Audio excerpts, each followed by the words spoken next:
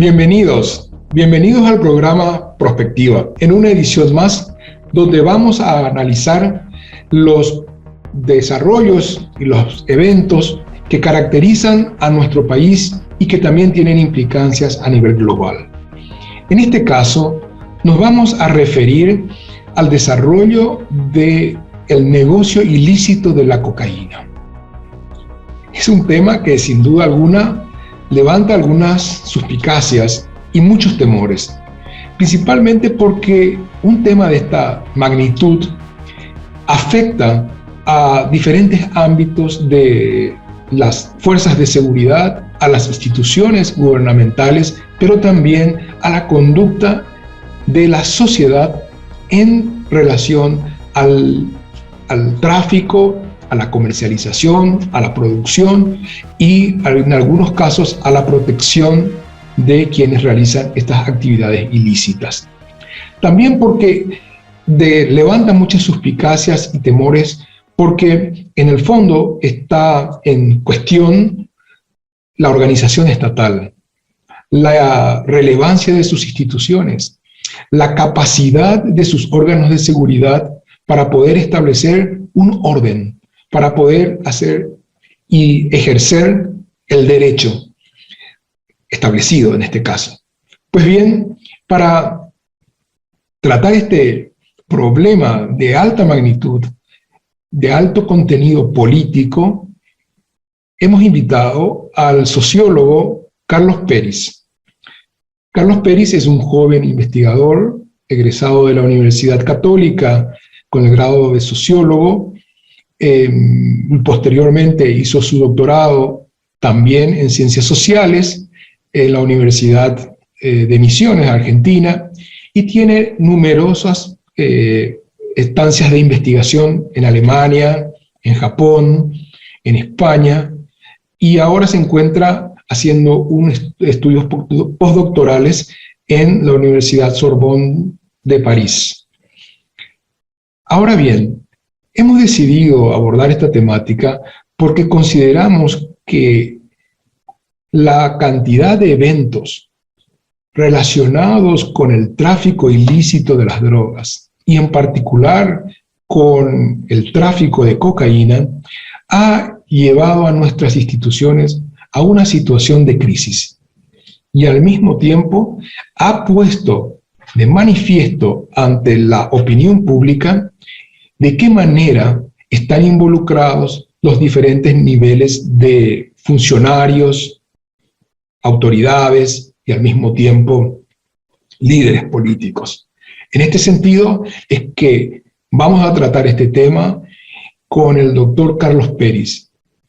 Antes de iniciar nuestro bloque de entrevista y de diálogo, quisiera agradecer a nuestros telespectadores, así como también a quienes patrocinan nuestro programa. Nos vemos en unos minutos.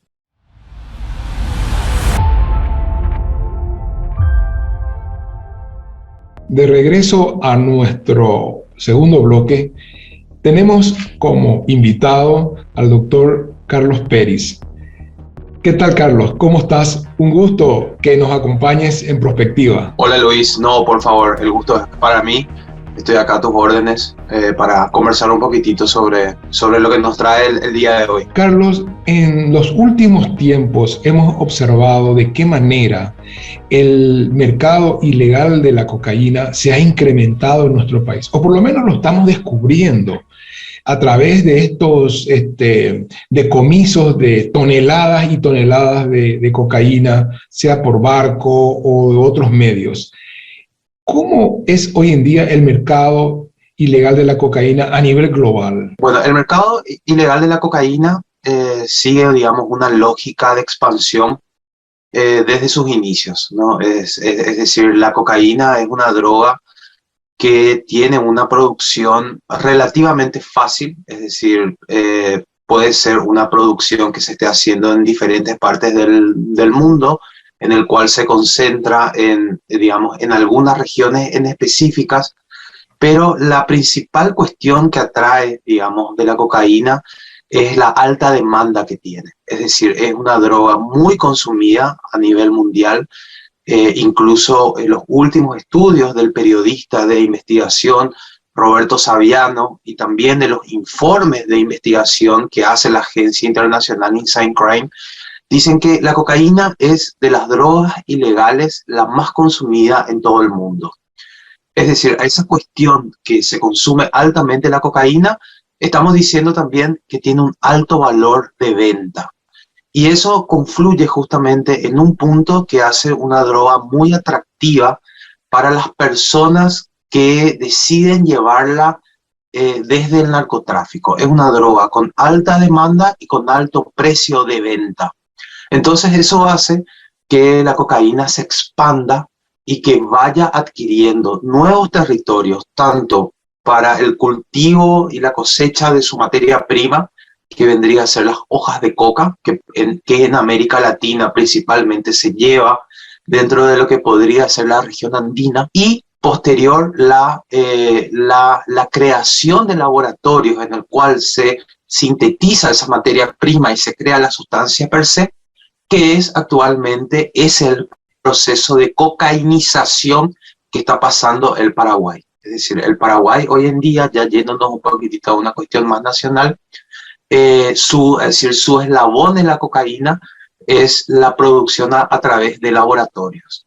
Bueno, eso efectivamente, para redondear un poquitito la idea, va de la mano de una droga altamente consumida y con gran valor de venta en todo el mundo, en todo el mundo. Cuando decís que se ha convertido en un producto de alta demanda y al mismo tiempo de alto valor, me imagino que también significa de que es muy lucrativo. Es extremadamente lucrativo, Luis.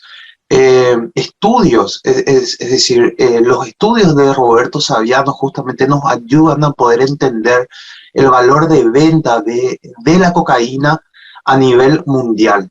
Mientras que voy a ponerte así un ejemplo de cómo aumenta su valor a medida que los territorios están más lejanos del punto en el cual se procesa o se crea esa sustancia. Vamos a suponer que viene, digamos, la materia prima de la región andina a un laboratorio clandestino en el Chaco paraguayo. Bueno, ese kilo de cocaína está alrededor de los 100, de los $200 en Paraguay.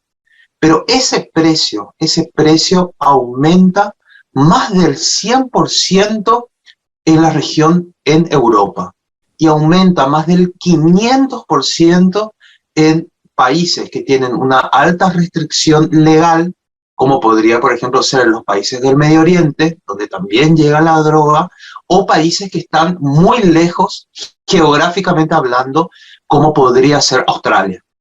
Es decir, la cocaína es dinero, es mucho dinero, tiene una gran rentabilidad. Y hay una comparación incluso, ¿verdad?, que se hace, que si nosotros agarramos la empresa que más dinero da, como podría ser Apple, y compramos acciones en la Apple, a los un año, si nosotros ponemos $1.000, nos va a dar una ganancia del 8, del 10%.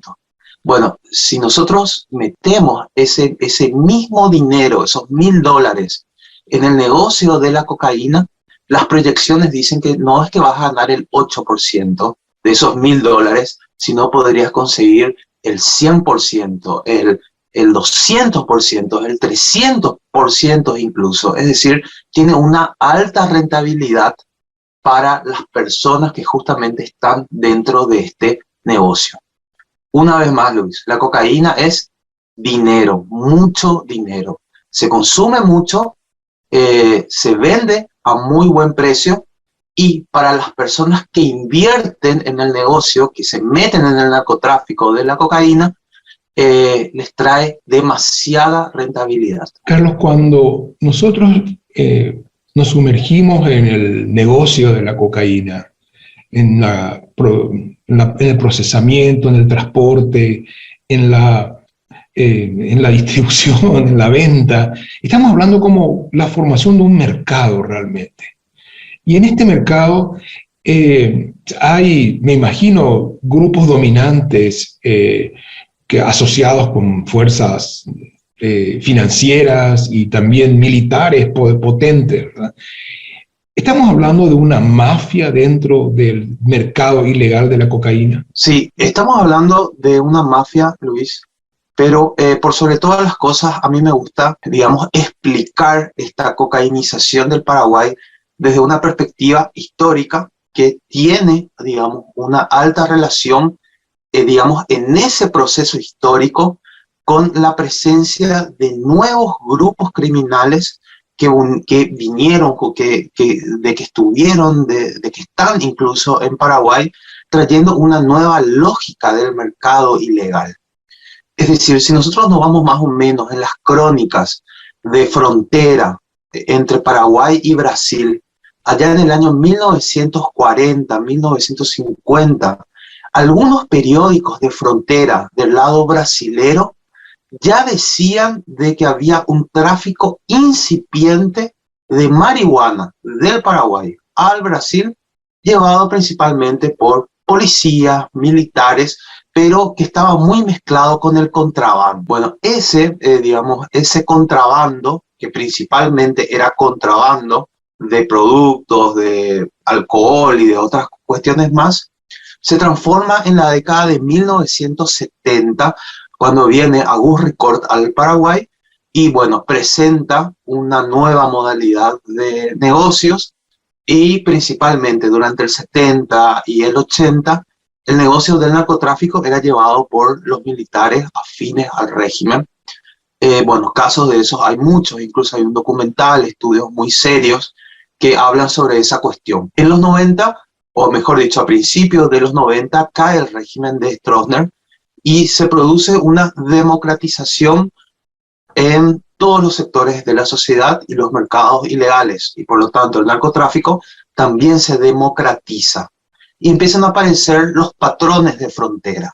El máximo exponente de ello, ¿verdad?, era Fat Yamil, que tenía un control territorial total en la zona de Pedro Juan Caballero, y él mismo se denominaba el rey de la frontera. Pero a partir de los 2000, empiezan a aparecer los grupos criminales transnacionales provenientes del Brasil. El primero que hace su aparición es el Comando Rojo, el Comando Vermelho, dominado por Fernandinho Beiramar, que después, cuando él entra preso y su grupo cae en decadencia, empieza a aparecer con más fuerza en la región de Pedro Juan Caballero el primer comando de la capital. Y el primer comando de la capital viene a expandir el negocio. ¿Por qué? Porque el primer comando de la capital no es solamente marihuana, es tráfico de armas, es tráfico de cocaína, es grandes asaltos, es grandes secuestros. En definitiva, es un grupo criminal que busca la alta rentabilidad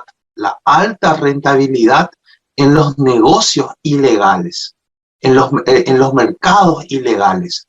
Y su visión ya no es solamente una visión territorial de Brasil, Paraguay, Argentina, sino ya es una visión mundial. Entonces, al buscar una alta rentabilidad y una enorme expansión de sus negocios, es que a partir de la presencia del primer comando de la capital, que empieza a hacer sus primeras incursiones allá en la década del 2010 en Paraguay, que por lo menos tenemos los registros, es que vemos que ese proceso de la cocainización va aumentando en Paraguay. Justamente con la presencia de un nuevo grupo criminal que tiene una nueva visión de cómo ver el negocio, ante una alta rentabilidad de una droga muy efectiva en lo económico y muy fácil de invertir, un nuevo grupo criminal con esa mirada internacional expansionista viene a propiciar el aumento de la cocaína, de la producción, de elaboración de la cocaína en Paraguay. Efectivamente que ese grupo transnacional encuentra un territorio propicio en Paraguay, porque en Paraguay no hay mucho control, hay ausencia del Estado, hay complicidad también de las fuerzas, ya sea de las fuerzas de la policía, de los sectores políticos, incluso de una manera directa o indirecta, a través de una acción ineficiente o a través de la inacción, y es así como estamos ante esta situación. ¿Podríamos llamarle mafia? Tan podríamos llamarle. Podríamos llamarle la presencia de un nuevo grupo criminal con una nueva dinámica de cómo llevar el negocio. Me parece que esa es la forma más correcta de referirnos a esta cuestión. Entonces, si tuviéramos que identificar a los, digamos, actores de este mercado, sería como los protagonistas de un mercado realmente, o sea, valga la redundancia. Es decir, no operan precisamente como gavillas, sino que operan como actores racionales dentro del mercado de compra-venta, de demanda y oferta. ¿Es así? Es así mismo, Luis. De hecho, la literatura, muy apoyada por los trabajos de campo, sostienen esta hipótesis, ¿verdad? Que es la hipótesis de la gobernanza proveniente de los mercados ilegales. Es decir, no es que solamente la gobernanza aparece desde la legalidad, no es que solamente la oportunidad aparece desde la legalidad. Lo ilegal ya no es más lo sumergido, lo oculto, lo subterráneo. Lo ilegal provoca una gobernanza, provoca oportunidades en las personas, se muestra en sociedades, en comunidades donde tiene un dominio, se muestra tal cual es, y además sigue la lógica capitalista de expansión, de globalización, de mayor circulación de la economía, del mercado. Y te voy a poner este ejemplo, Luis, que me parece que es un ejemplo súper interesante, para ver cómo se sigue la lógica del movimiento de la mercancía, del capital, en este caso de la cocaína. El 95% de la cocaína mundial, y estos son estudios avalados por la Universidad de California, por Saviano, por Inside Crime, se mueve a través de los containers. Es decir, la cocaína se mueve a través de los containers siguiendo la lógica de los materiales, ¿verdad? De las cosas que se mueven por vía marítima a través de los containers. ¿Qué te dice la campaña antidroga? Te dice, tenemos que colocar más escáneres en los puertos para poder ver qué es lo que están trasladándose en esos containers. Se colocan los escáneres, Luis, pero del total de los containers que hay en un puerto, solamente se controlan el 5% de esos containers en los escáneres. ¿Por qué se controla solamente el 5%? Porque si se controlaran todos los containers, si se controlaran todos los containers de un puerto, los containers no van a salir nunca. Van a tardar demasiado tiempo en salir. Y en una lógica capitalista globalizada, lo que más interesa al capital es el movimiento más rápido que exista de la mercancía. Bueno, de esa lógica capitalista globalizada es que el negocio del narcotráfico y el negocio de la cocaína encuentra su lugar propicio para moverse a nivel mundial. La mercadería tiene que salir rápida. Entonces, como hay poco control de los containers, ni por más que se tengan los escáneres, la cocaína y la droga que se mueve por containers va a seguir moviéndose sin ningún problema. Ahora, Carlos, para cerrar este bloque, quisiera dejarte una pregunta. Y es que, una pregunta a partir de esta reflexión. Si la cocaína y las drogas se transportan por estos medios, digamos, usuales del comercio internacional, quiere decir que hay territorios en los cuales conviven alguna suerte de ilegalidad e informalidad con, no digo impunidad, sino que con normalidad, ¿verdad? De una manera normal. Nosotros tenemos espacios donde coexisten estos elementos de reglas y de formas de relacionamiento de bandas armadas, de grupos irregulares, de traficantes y productores de drogas, con las instituciones, con los guardias, con las fuerzas de seguridad. Te dejo esta pregunta, nos vamos a este corte y volvemos en unos minutos.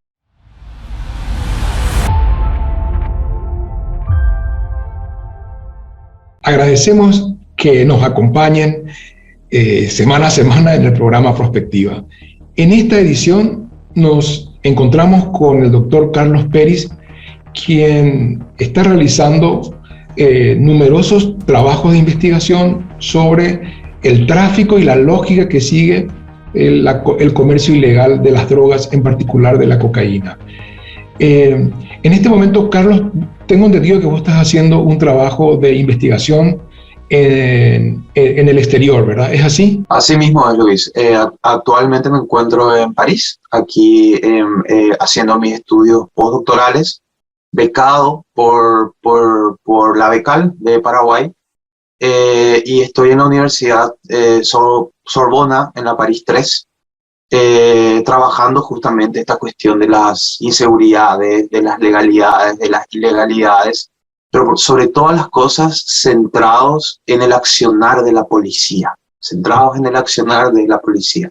La policía es un elemento importante para el combate a la inseguridad, a los mercados ilegales, tanto para lo bueno, pero también para lo malo, es decir, para las cuestiones de complicidad y eso. Ahí quería apuntar como una pregunta posterior. Antes del corte te había dejado una reflexión relativo al territorio, a la convivencia, a la coexistencia de una racionalidad legal con reglas no legales, ¿verdad? Entonces, ¿cuál es la situación que enfrentamos en un país como Paraguay, que tiene extensas fronteras secas y también fronteras marítimas, en este caso fluviales, que bien me habías dicho, el grueso de la comercialización de la cocaína se realiza a través de containers? Y eso no me quita la idea de que en Paraguay tenemos la flota de barcazas más grande de América del Sur y una de las más grandes del mundo. Por lo tanto, me imagino que debe ser un espacio muy fácil para el tráfico de drogas, pero también a través de nuestras fronteras secas, particularmente con Brasil, Bolivia y Argentina.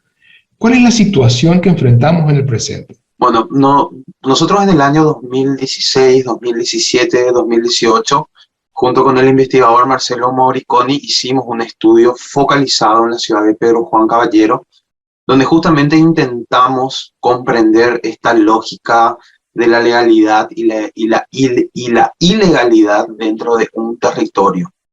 A ese estudio, Luis, en el año 2019, 20 y 21, junto con la Agencia Internacional Inside Crime, visitamos todos los departamentos que tienen alguna frontera con algún país del Paraguay. Que el Paraguay tiene una particularidad que de sus 17 departamentos, la mayoría de ellos, y al decir la mayoría de ellos, te estoy hablando de un 70, un 75, de un 80%, tienen frontera con algún país. Es decir, son muy pocos los departamentos en Paraguay que no tienen frontera con Argentina, con Brasil o con Bolivia. Entonces pudimos ver esa dinámica de la legalidad y de la ilegalidad que conviven juntos, ¿no? Nosotros a esto le denominamos como el orden clandestino, es decir, digamos, el mundo del narcotráfico, el mundo de los mercados ilegales incluso, porque por ejemplo en Ñembucú es la cuestión del contrabando de combustible, ¿verdad? Es decir, cada zona otra vez tiene su lógica con qué mercado ilegal tiene una mayor predilección. Pero vamos a centrarnos en el caso de Pedro Juan, ¿verdad? Nosotros ahí vimos que ese orden clandestino establece una red de relaciones. Y es una red de relaciones en el cual todos los actores no buscan solamente el rédito económico. Es decir, no es que el policía que está metido en el mundo del narco solamente está por una cuestión económica. No es que solamente el fiscal o el juez o el político está por una cuestión económica de ganar más dinero. No, cada uno, además de querer ganar más dinero, tiene sus aspiraciones. ¿verdad? Sus aspiraciones de dejar de ser un político local para convertirse en un político nacional, dejar de ser un fiscal de frontera para ocupar un alto cargo en la fiscalía en Asunción, de poder arreglar las patrulleras y poder tener más cuestiones operativas en el caso de los policías. Es decir, ¿qué es lo que nos muestra entonces estos primeros estudios que hicimos con Marcelo? Primero, que los mercados ilegales no son una cuestión desordenada, imponen un orden. Y ese orden sigue una racionalidad de beneficios y expectativas con respecto a la gente fuera del negocio del narco, de el por qué se meten en ese negocio. Y esas aspiraciones y expectativas no son solamente económicas, son también de aspiraciones personales. Entonces, es ahí cuando nos damos cuenta que la ilegalidad en un lugar abandonado, con poca presencia del Estado, y no me estoy refiriendo a poca presencia del Estado en su forma coercitiva, sino en políticas sociales, en contención de esa comunidad. Los mercados ilegales son oportunidades. Y es ahí cuando se produce el colapso de la legalidad y empieza a verse a lo ilegal como una manera de conseguir las aspiraciones, de tener más oportunidades, y se pone una nueva lógica. Bueno, esa nueva lógica es lo que se conoce como el orden clandestino. El orden clandestino que marca las pautas en todos los sectores de la sociedad, tanto de lo ilegal como lo legal. ¿Por qué? Porque es oportunidad. En este marco donde la gente tiene que convivir, digamos, con una realidad, con un orden que se establece también desde una perspectiva de violencia, porque debemos considerar que esa región ha sido afectada en los últimos tiempos por actos de violencia extremos, ¿no? Asesinatos como de una manera hasta invulgar, yo digo, porque no recuerdo haber tenido tantas noticias como en los años 19 al 21 de tantos asesinatos en la vía pública, de tanto sicariato, es decir, de personas que son pagadas para poder ir y matar, incluso en algunos casos hasta sin lógica, como la muerte de la hija de uno de los altos dirigentes gubernamentales de la zona de Amambay, ¿verdad? Entonces, acá hay una cuestión de que hay un orden, como decías vos, un orden clandestino, pero es un orden híbrido, porque esta gente o no es detenida, o si es detenida no es sancionada, o si es sancionada lo hace en condiciones de mucha comodidad, digamos. ¿Cuáles son esas expectativas que vos decís que la sociedad considera que se ven satisfechas a partir de la existencia de un orden impuesto por el narcotráfico o por los traficantes de drogas? Bueno, nosotros no nos centramos a través de entrevistas cualitativas que hicimos en los cultivadores de la marihuana, es decir, estamos hablando de algunos grupos campesinos. Nos centramos en policías y nos centramos en agentes de la justicia. Es decir, nos centramos en estos tres actores, ¿no? El sector campesino, ellos te dicen, ¿verdad? Ellos te dicen que efectivamente aquellos que se meten en este negocio se meten por una cuestión económica, ya que, bueno, todos sabemos la situación en la cual están los campesinos, y de subsistencia. Es decir, el campesino no tiene muchos productos hoy en día, así como está configurado el mercado del Paraguay para vender, sin que no se dedica a la soja. Entonces aparece la oportunidad justamente de la marihuana para poder subsistir. En el caso de los policías, ellos nos dicen, o mejor dicho, nos dijeron, de que efectivamente también es una cuestión económica, pero al estar muy lejos de Asunción, muchas de las mejorías operativas que piden no les llega. Entonces utilizan ese dinero del narcotráfico muchas veces como una especie de caja B para poder arreglar su patrullera o para poder solucionar cuestiones operativas del día a día. Y esto es una paradoja, ¿no? Es decir, se utiliza el dinero del narco para las cuestiones operativas en materia de inseguridad. Bueno, eso también encontramos mucho en Pedro Juan. Cuestiones así de que no tienen mucha lógica. Y después, en el caso de los fiscales, en el caso de los jueces, ellos nos dicen que además de ser una cuestión económica, es un dinero que posteriormente les sirve para impulsar, ¿verdad?, su traslado a cargos más importantes en Asunción. No es solamente, y voy a volver otra vez a repetir esto, el narcotráfico en un orden híbrido, ya sea porque se utiliza la violencia u otros mecanismos, no es solamente una cuestión de que yo me meto en el narcotráfico para tener más dinero en mi cuenta bancaria o en mi bolsillo o en mi billetera a fin de mes. El narcotráfico además es oportunidades para que tus hijos tengan un mejor futuro que vos, oportunidades para tener más herramientas en mi día a día llevando mi actividad, para conseguir otras aspiraciones dentro del escalafón judicial de aquí a 5 años.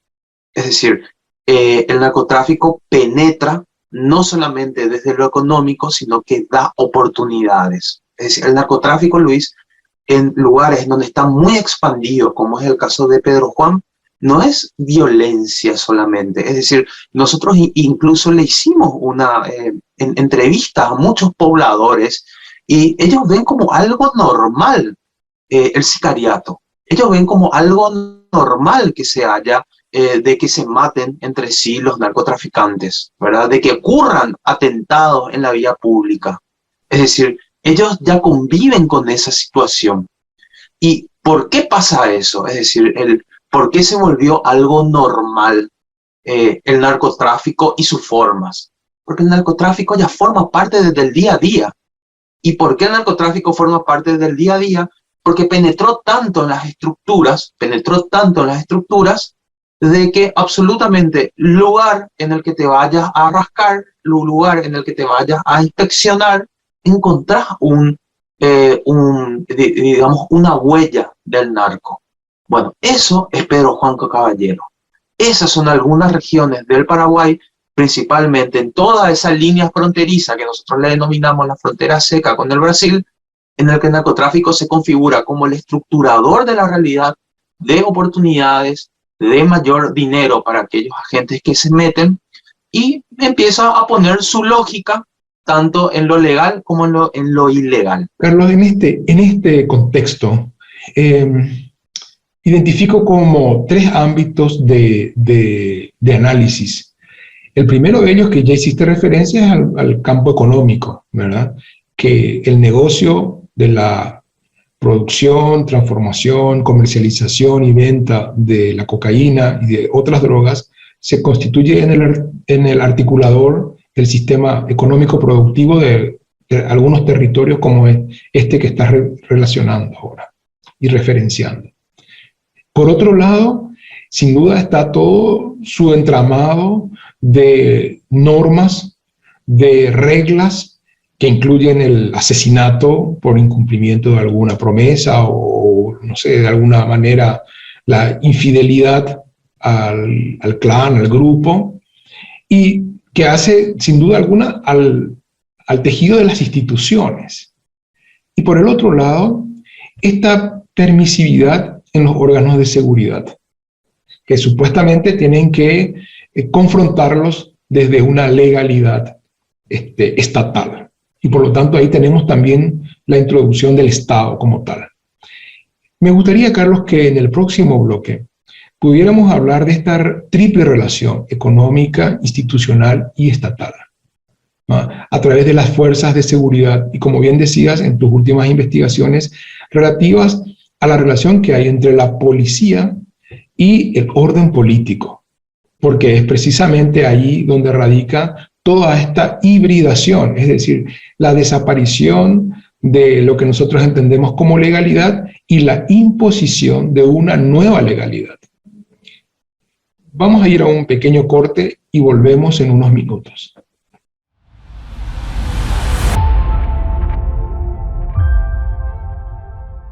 En este diálogo con el doctor Carlos Peris, estamos profundizando la relación de carácter híbrida, como dice, que existe entre economía, instituciones, fuerzas de seguridad del Estado y el tráfico, producción y comercialización de la droga, en este caso de la cocaína. Carlos, habíamos hablado que se identificaron como 3 ámbitos donde las fuerzas de seguridad cumplían un rol esencial. Y aquí me gustaría que nos hables de esta relación que existe entre la policía y el orden político, porque dejaste caer en tu intervención anterior que los jueces, por ejemplo, consideraban ese soborno que reciben, ese dinero que reciben por parte de los narcotraficantes como un medio para poder garantizar su ascenso a cargos más elevados. Sin duda alguna, esa es una lógica que impera en todas las otras reparticiones públicas, incluyendo en las fuerzas de seguridad. Esa es la pregunta. ¿Eso incluye a la policía también? Sí. Bueno, de hecho, Luis, la policía, a ver, voy a cuidar mis palabras, no voy a hablar de la policía, voy a hablar de agentes policiales, ¿verdad? Porque por una cuestión de respeto nada más a los buenos policías de que hay en Paraguay, ¿verdad? Hemos visto muchos agentes policiales, ya sea en sus diferentes tipos de organizaciones, ya sea el policía común que te está haciendo el control en la ruta, o ya sea el comisario de la ciudad, o ya sea alguna fuerza especializada de la policía, que son el brazo directo del narcotráfico. ¿En qué sentido? En 2 sentidos principalmente. En dejar pasar o retener la carga de la competencia, porque en la lógica narco también existen varios distribuidores. Entonces, hay por las rutas del narcotráfico que pasa por nuestras rutas nacionales, se instalan los controles policiales y esos controles hacen pasar algunas mercaderías y otras mercaderías no. Bueno, es decir, el policía en la cuestión de control ocupa un rol importante en el narcotráfico. ¿Qué cargamento cae? ¿Qué cargamento no cae? Pero además también en Pedro Juan Caballero nosotros vimos que los sicarios en su mayoría son ex policías o agentes policiales activos de ese lugar. Es decir, estamos diciendo que la participación del policía es en el control de ruta y en el sicariato en algunos casos. Ahora, nosotros eso pudimos diferenciar, ¿no?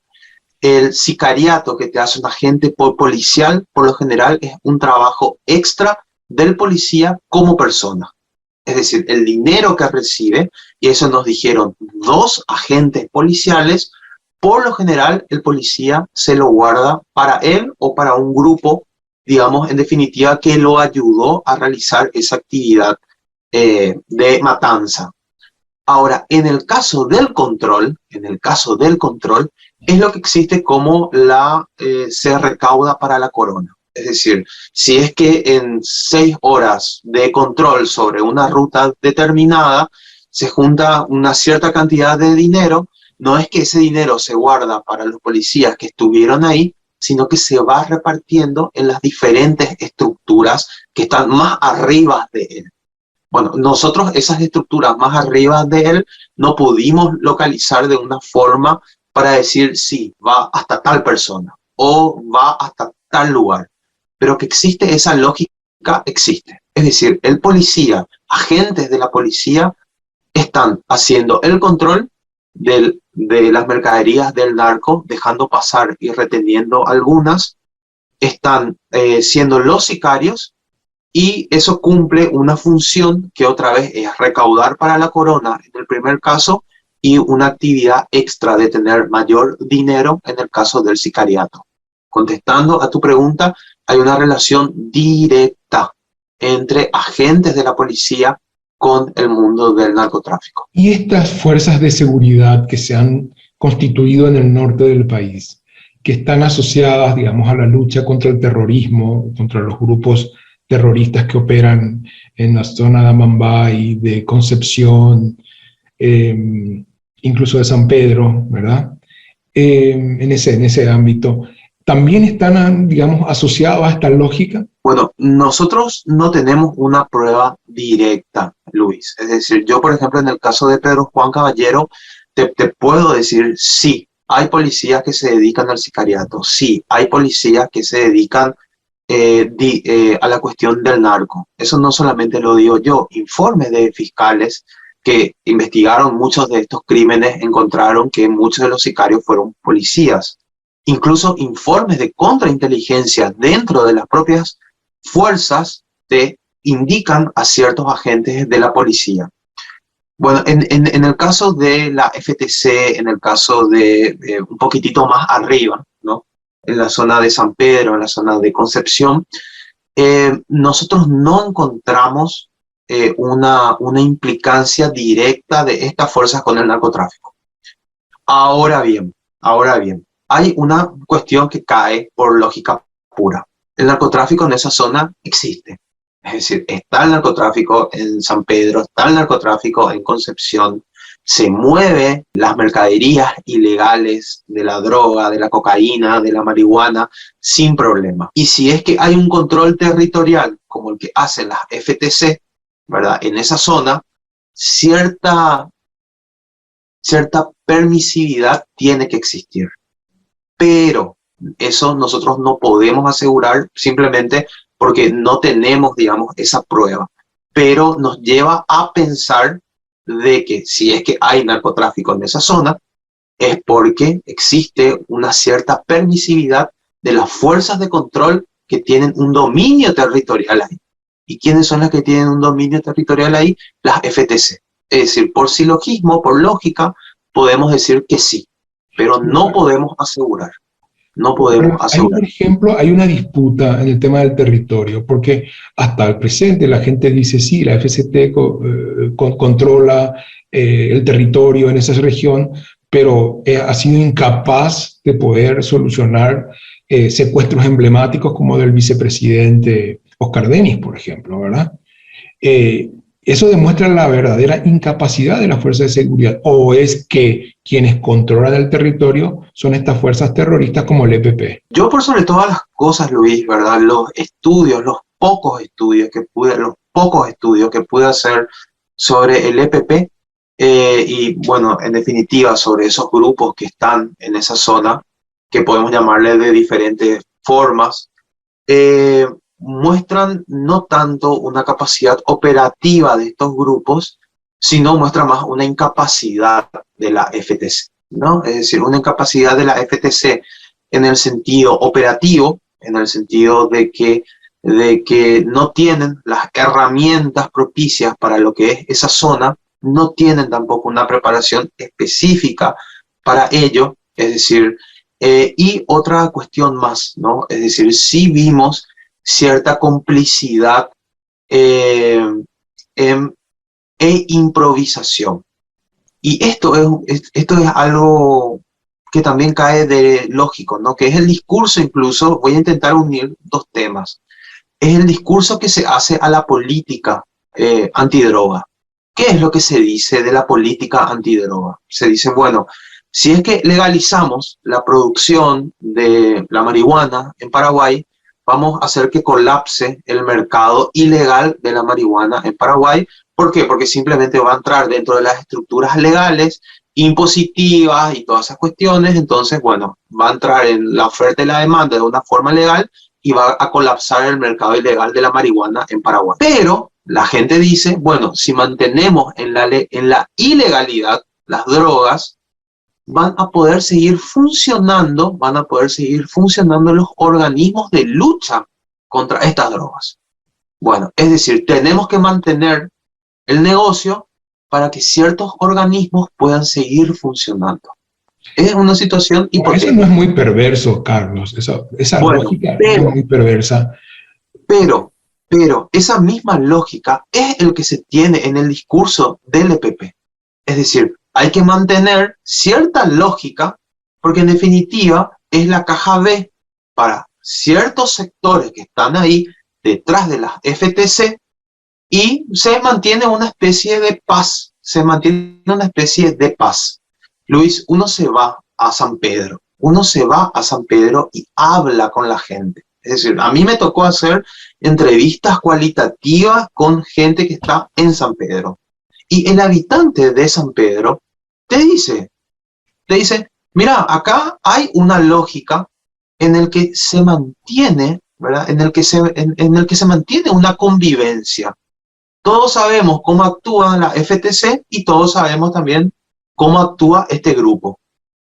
Es decir, eso nos llevaría a pensar de que tanta financiación a un sector, a unas fuerzas de seguridad, tendrían a lo mejor una lógica para mantener a ese grupo. Muy bien, Carlos. La verdad es que se presenta en un panorama extremadamente complejo porque es realmente, digamos, dramática esta relación, ¿verdad? De mantener el antagonismo para poder mantenerse vivos precisamente esos diferentes grupos.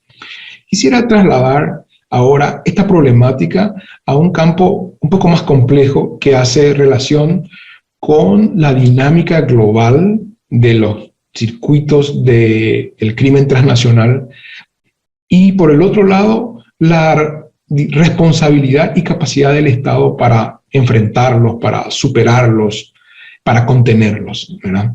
Y lo hago desde una experiencia que fue cuando matan a aquel famoso narcotraficante que iba en una camioneta blindada y le hicieron, ¿cómo? Rafat, ¿verdad? Caso Rafat, en el cual el autor material es un ex oficial del ejército brasilero que era un especialista en el uso de armas pesadas, ¿verdad? Entonces, ese tipo de cosas, por ejemplo, te demuestra que la criminalidad es una organización transnacional que no se limita exclusivamente a nuestro país. Y por lo tanto, ahí se habla un poco de la capacidad del Estado para enfrentar esta situación. Dejo esta pregunta como para poder hacer el cierre de nuestro programa, analizando cuáles son, digamos, los diferentes escenarios que podríamos visualizar a partir de la lucha contra el narcotráfico y el tráfico de la cocaína. Volvemos en unos minutos.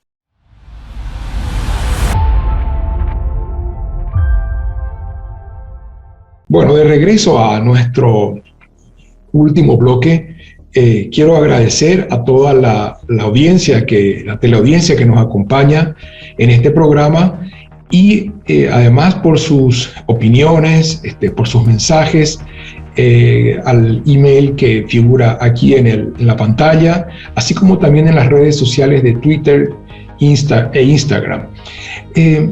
Carlos, hemos llegado a una situación en que este orden híbrido genera muchas contradicciones en las fuerzas de seguridad, en la conducta de la sociedad, pero al mismo tiempo también un desfasaje en el Estado, en la organización estatal. Y más aún cuando nos enfrentamos a ciertos eventos donde se manifiesta la presencia de grupos transnacionales, es decir, que ya no respetan límites territoriales, espacios geográficos, sino que esto es una actividad que trasciende las fronteras y trasciende los estados.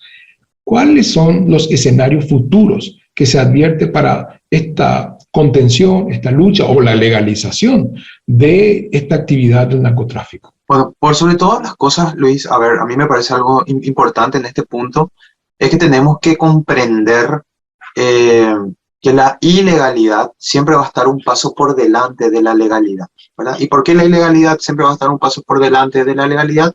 Porque como no sigue la lógica legal, no tiene límites para establecer sus formas. Es decir, mientras que las fuerzas de la policía están a lo mejor haciendo una licitación para comprar armas, helicópteros y herramientas para luchar contra el crimen organizado en Paraguay, pueden pasar fácilmente 2 meses, 3 meses, 4 meses, 6 meses. Porque tiene que justamente inmiscuirse en esta cuestión de la formalidad y todas esas cuestiones para poder equiparse. Mientras que pasaron esos 6 meses, los grupos clandestinos, los que llevan el narcotráfico, para poner un punto en específico, ya se armaron, ya se equiparon sin ningún tipo de control, sin ningún tipo de licitación. Entonces, ¿a qué me refiero con que lo ilegal siempre está a un paso por delante? Es que sus tiempos son más rápidos. No tienen control, no tienen normas, no tienen límites de control, entonces siempre van más rápido de la legalidad. Bueno, ¿cuáles son los posibles escenarios que nosotros vemos en esto?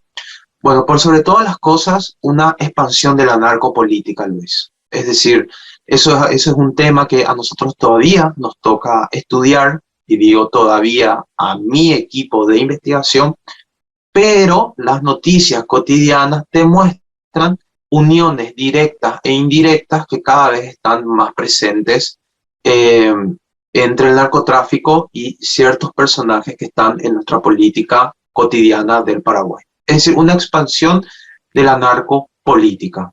Lo segundo, Luis, es un mayor dominio territorial. Un mayor dominio territorial. Y eso es lo que nosotros sí ya es una hipótesis que pudimos ver. Es decir, el mercado ilegal, como es un mercado ilegal, necesita expandirse. Entonces, a lo mejor hoy la zona es la zona de la frontera seca entre Paraguay y Brasil, pero en un futuro, ante la necesidad de una mayor expansión, podría venir esa misma lógica que hoy impera en Pedro Juan Caballero en otras partes del país, porque no también en la capital.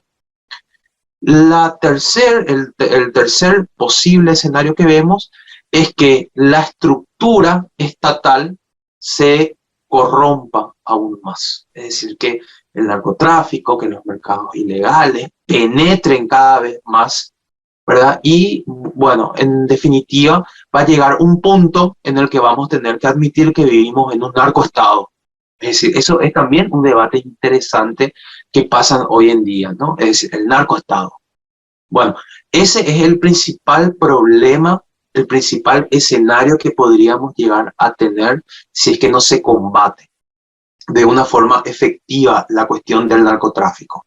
¿Cómo combatir hoy en día? Bueno, efectivamente tiene que haber un mayor control en el financiamiento de las campañas, pero algo importante, Luis, que nunca se habla, la contrainteligencia dentro de las fuerzas policiales.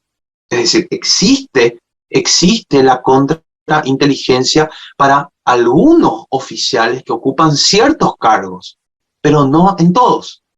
O si pasan por el polígrafo, pasan 2, 3, 4 veces en su vida como máximo cuando quieren un ascenso.